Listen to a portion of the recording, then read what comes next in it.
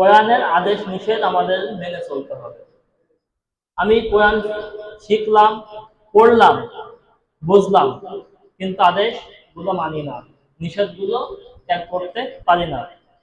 সৈয়দ ইবনে হিব্বানের মধ্যে আল্লাহ রাসূল বলছেন, জাবের রাদিয়াল্লাহু তাআলা আনহু বলেন, রাসূল সাল্লাল্লাহু আলাইহি ওয়াসাল্লাম বলেছেন, কোরআন হচ্ছে শাফাআতকারী গ্রন্থ।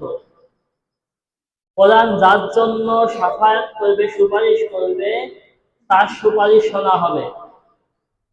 কোরআন হচ্ছে বিতর্ককারী গ্রন্থ। কোরআন যার জন্য বিতর্ক করবে, তার বিতর্ক শোনা হবে।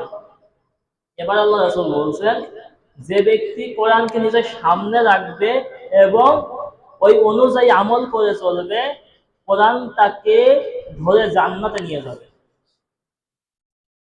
আর আল্লাহ রাসূল আরো বলছেন, যে ব্যক্তি কোরআনকে নিজের পিছনে রাখবে, কোরআনকে অনুসরণ করবে না, কোরআনকে তাকে ধরে জাহান্নামে নিয়ে যাবে।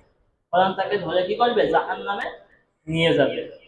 আল্লাহ সুবহানাহু ওয়া তাআলা আমাদেরকে বোঝার তৌফিক দান করুন।